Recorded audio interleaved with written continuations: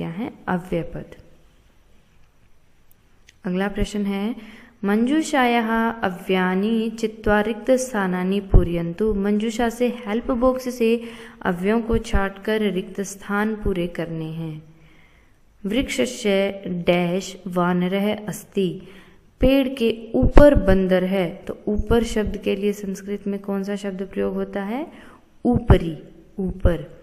स डैश गच्छति, वह जाता है, कहाँ जाता है? बाहर जाता है, बही। काकः डैश वदति, कोआ बोलता है, कैसे बोलता है? ऊंचा बोलता है, बहुत ही तीखा स्वर होता है कोए का। उच्चई, ऊंचा बोलता है। कच्छपः डैश गच्छति, कछुआ कैसे चलता है? बहुत धीरे धीरे चलता है, आपने सुनी है कछुए और खरगोश की कहानी। तो शनई, धीरे धीरे, गच्छति जाता है।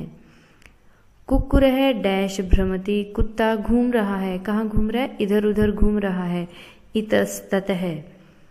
पुरुषः डैश गच्छति, मनुष्य जाता है, कहाँ जाता है? आगे आगे, पुरः पुरः। अहम डैश पठामि, मैं पढ़ रहा हूँ या मैं पढ़ रही हूँ, अधुना, अब। सा उपवनम डैश गच्छति, वह बगीचे की तरफ जा रही है, प्रति, की तरफ। प्रति शब्द का अर्थ है की तरफ। जलम पतति, पानी गिरता है, कहाँ गिरता है पानी? नीचे की तरफ गिरता है, तो नीचे, पानी नीचे गिरता है। बालकः मात्रा डैश गच्छति, बच्चा माँ के साथ जा रहा है, सह, साथ। अगला प्रश्न है, अव्ययपदानि रेखांकितानि कुर्वन्तु। अव्यय पदों को रेखांकित करना है, अंडरलाइन करना है। बच्चों ये प्रश्न आप अपने आप करेंगे। ये जो भी सेंटेंस दिए हुए हैं, मैं हर वाक्य की हिंदी आपको बता रही हूँ। आप साथ साथ अव्यय पद को अपनी किताब में अंडरलाइन करते चलेंगे। रमा त्वम कुत्र गच्छसि। रमा कहती है तुम कुत्र, कहाँ? गच्छसि, जा रहे हो, तुम कहाँ जा रहे हो? इसमें अव्यय पद कौन सा होगा? कहाँ। तो कहाँ के लिए क्या प्रयोग हुआ है? कुत्र। आगे है, कर्ण है, अहम तु उद्यानम प्रति गच्छामि। कर्ण कहता है मैं तो बगीचे की तरफ जा रहा हूं। अब इसमें अव्यय पद कौन कौन से होंगे बच्चों? तु, प्रति। रमा अहम अपि त्वया सह गमिष्यामि। मैं भी तुम्हारे साथ जाऊंगी। इसमें अव्यय पद कौन कौन से होंगे? अपि, सह। कर्ण है, बाढ़म, बहुत अच्छा, उभौ गच्छते, दोनों जाते चलते हैं। तो इसमें अव्यय पद कौन सा होगा? बाढ़म, बहुत अच्छा। कर्ण है, एषः क अस्ति। कर्ण, यह क्या है?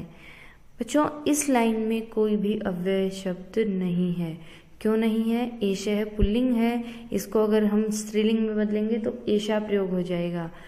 नपुंसक लिंग के लिए बदलेंगे तो एतत् प्रयोग हो जाएगा। ऐसे ही का जो शब्द है उसको अगर हम, ये क पुल्लिंग में है, स्त्रीलिंग में का हो जाएगा और नपुंसक लिंग में किम हो जाएगा।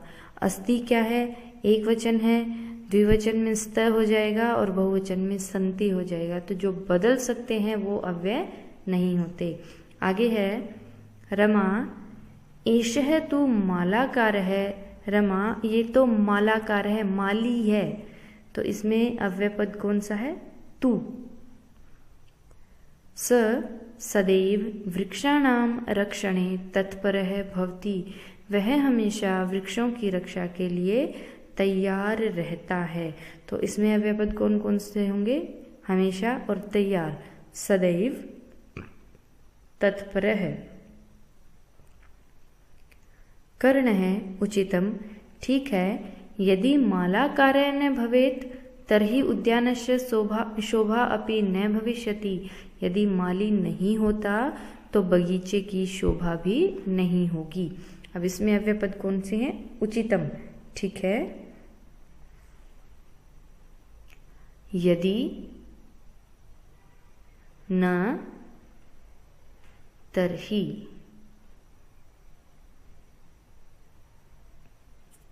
अपि, न। रमा, एतत् तु सत्यम, यह तो सच है। अब इसमें अव्ययपद कौन कौन से होंगे? तु, सत्यम।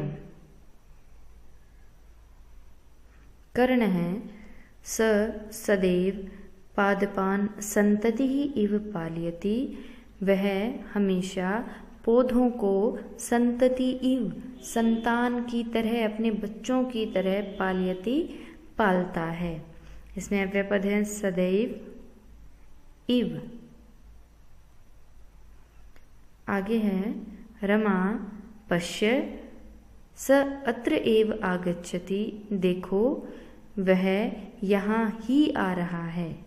इसमें अव्ययपद कौन कौन से होंगे? अत्र, एव।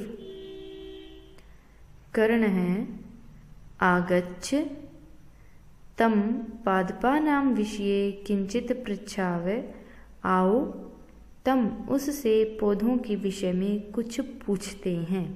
तो इसमें अव्ययपद कौन सा होगा? किंचित। रमा, आह स तु बहि एव गच्छति, आह अरे वह तो बाहर ही जा रहा है। इसमें अव्ययपद क्या है? तु, बहि, एव।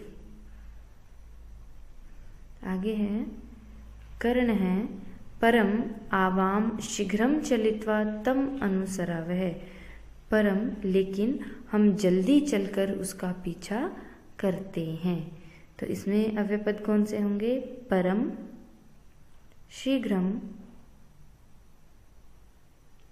आगे है रमा, पश्य, स अपि शीघ्रम चलती, देखो वह भी जल्दी चल रहा है। तो इसमें अव्ययपद क्या होंगे? अपि, शीघ्रम। आगे है कर्ण है, आह श्वः पुनः आगमिष्यावः, अरे श्व आने वाला कल, टुमोरो, कल दोबारा आएंगे। एवं च तम पादपानां विषये प्रक्षावः, और इस प्रकार उससे पौधों के विषय में पूछेंगे। अब इसमें अव्ययपद कौन से होंगे? पुनः, एवं, च।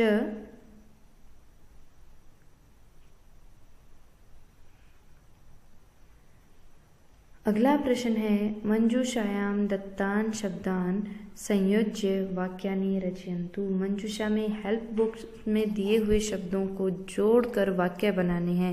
यहाँ पे जो 4 बॉक्स बने हुए हैं, जो सबसे पहला बॉक्स है उसमें एक ही शब्द लिखा हुआ अहम। अहम शब्द को हमें हर वाक्य के साथ लगाना है। उसके बाद जो 3 बॉक्स हैं उनमें से एक एक शब्द को उठाकर हमें वाक्य बनाना है। तो सबसे पहले हम अहम का प्रयोग करेंगे।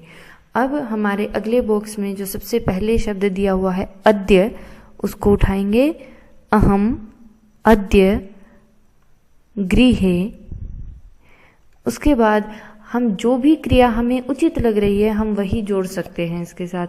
यहाँ हम पठामी का भी प्रयोग कर सकते हैं, लेकिन अगर यहाँ हमने पठामी का प्रयोग कर दिया तो फिर किसी एक सेंटेंस के लिए हमें पठामी का और प्रयोग करना है, तो इसमें से हमारी एक क्रिया छूट जाएगी। इसलिए हम गृह के साथ प्रयोग करेंगे तिष्ठामि। मैं आज घर में ठहर रहा हूँ या ठहर रही हूँ, मतलब मैं आज घर पे ही हूँ। दूसरा वाक्य है अहम अधुना विद्यालयम गच्छामि। मैं अब विद्यालय में जा रहा हूँ या जा रही हूँ। आगे है अहम तत्र पुस्तकम पठामि। मैं वहाँ पुस्तक पढ़ता हूँ या पढ़ती हूँ। अहम अपि उपवने भ्रमामि। मैं भी बगीचे में घूम रहा हूँ या घूम रही हूँ। अहम अत्र कार्यम करोमि। मैं यहाँ कार्य कर रही हूँ या कार्य कर रहा हूँ। अहम शीघ्रं पाठं स्मरामि। मैं जल्दी ही पाठ को याद करती हूँ या याद करता हूँ। अहम सदा सत्यम वदामि। मैं हमेशा सच बोलती हूँ या सच बोलता हूँ। बच्चों, आप इन वाक्यों को अपने तरीके से भी बना सकते हैं, बस वाक्य शुद्ध होना चाहिए। अगला प्रश्न है, अव्यम चित्वा रिक्त स्थानानि पूरयन्तु। अव्यय को छांटकर रिक्त स्थान पूरे करने हैं। डैश द्वे मित्रे आस्ताम। एक बार दो मित्र थे, तो एक बार के लिए हम क्या प्रयोग करेंगे? एकदा। एक बार दो मित्र थे। तौ डैश घनिष्ठौ आस्ताम। वो गहरे मित्र थे, आपस में गहरे मित्र थे, परस्परम आपस में। तयो मध्ये स्नेह आसीत। उनके बीच में बहुत अधिक प्रेम था, तो बहुत अधिक अतीव। तौ मिलित्वा एव भ्रमणाय गच्छतः। वो दोनों हमेशा मिलकर ही घूमने जाते थे, हमेशा सर्वदा। तौ दीर्घम वार्तालापम कुरुतः। वहाँ वो दोनों लंबी बात करते थे, बहुत देर तक बातें करते थे। तत्र वहाँ। तौ कालम सुखेन यापयतः। इस प्रकार वो दोनों अपने समय को सुखपूर्वक बिताते थे। इत्थम, इस प्रकार। तो बच्चों, ये थे हमारे व्याकरण।